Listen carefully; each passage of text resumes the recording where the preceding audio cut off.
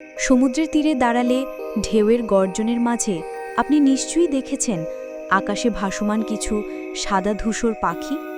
তারা কখনো পানির উপর ঝাঁপিয়ে পড়ে মাছ ধরে, কখনো মানুষের হাত থেকে খাবার ছিনিয়ে নেয়। এই চতুর, দ্রুত আর সামাজিক পাখিটির নাম গাংচিল বা সিগল। কিন্তু এই গাংচিল আসলে কেমন? সে কি শুধুই এক সমুদ্র ডাকাত, নাকি প্রকৃতির এক অমূল্য বন্ধু? আজ চলুন জেনে আসি গাংচিলের অজানা কাহিনী। গাংচিল মূলত উপকূলীয় এলাকা, সমুদ্রের ধারে বড় নদীর মোহনা ও লেকের আশেপাশে বাস করে। এর বৈজ্ঞানিক নাম ল্যারাস। প্রায় 50টিরও বেশি প্রজাতি আছে। বাংলাদেশের কক্সবাজার, কুয়াকাটা, মোংলা বন্দর, সুন্দরবন আর চট্টগ্রাম উপকূলে শীতকালে গাংচিল দেখা যায় বেশি। কিছু প্রজাতি সারা বছর থাকে, আবার কিছু পড়ে যায়। শারীরিক গঠন: গাংচিল সাধারণত সাদা পালকের সাথে ধূসর বা কালো ডানা মেলে। ঠোঁট শক্ত ও তীক্ষ্ণ, যাতে মাছ বা খাবার ছিঁড়তে সুবিধা হয়। এদের চোখ খুব তীক্ষ্ণ, কয়েক মিটার উপর থেকে জলের নিচের মাছ দেখতে পারে। ডানার দৈর্ঘ্য গড়ে 1 থেকে 1.5 মিটার পর্যন্ত হতে পারে, যা ওদের দূরে উঠতে সাহায্য করে। খাদ্যাভ্যাস: গাংচিল সর্বভুক। প্রধান খাবার ছোট মাছ, চিংড়ি, ঝিনুক, কাঁকড়া। সুযোগ পেলে মানুষের ফেলে দেওয়া খাবারও খায়।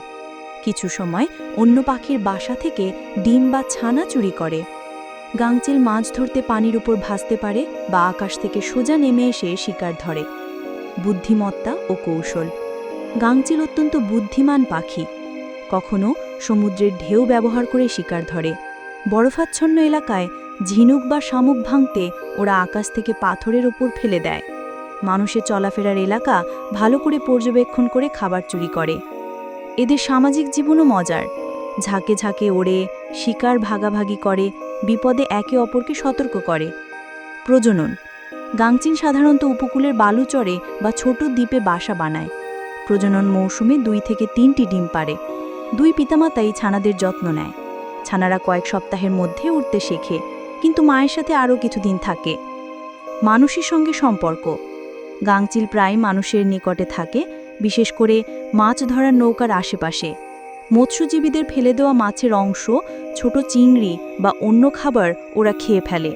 তবে বেশি খাবার চুরি করার কারণে অনেক জায়গায় মানুষ গাংচিলকে বিরক্তিকর মনে করে। প্রকৃতির জন্য গুরুত্ব: গাংচিল সমুদ্র ও উপকূলীয় পরিবেশের ভারসাম্য রক্ষায় গুরুত্বপূর্ণ ভূমিকা রাখে। মৃত মাছ খেয়ে সমুদ্রের পানি ও তীর পরিষ্কার রাখে।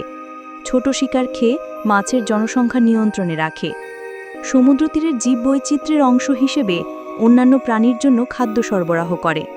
হুমকি ও সংরক্ষণ: যদিও গাংচিল এখনও বিপন্ন নয়, কিন্তু দূষণ, প্লাস্টিক খাওয়া, বাসস্থান নষ্ট হওয়া আর অতিরিক্ত মাছ ধরা ওদের জন্য হুমকি হয়ে দাঁড়িয়েছে।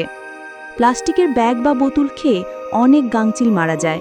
তাই উপকূল পরিষ্কার রাখা গাংচিল সহ অনেক প্রাণীর জন্য প্রয়োজনীয়। গাংচিল শুধু সমুদ্রের সৌন্দর্যের অংশ নয়, বরং প্রকৃতির এক গুরুত্বপূর্ণ রক্ষক। তাকে আমরা চোর মনে করতে পারি, কিন্তু সে আসলে পরিবেশের এক পরিচ্ছন্ন কর্মী। পিন: আপনি যদি এই ভিডিওটি পছন্দ করেন তবে লাইক দিন, কমেন্ট করুন, আপনার সমুদ্র তীরে গাংচিল দেখার অভিজ্ঞতা শেয়ার করুন। সাবস্ক্রাইব করুন প্রাণী কথা। ভিডিওটি বন্ধুদের সাথে শেয়ার করুন। পরের পর্বে আসছে সমুদ্রের আরেক রহস্যময় প্রাণীর গল্প। দেখা হবে ততদিনে।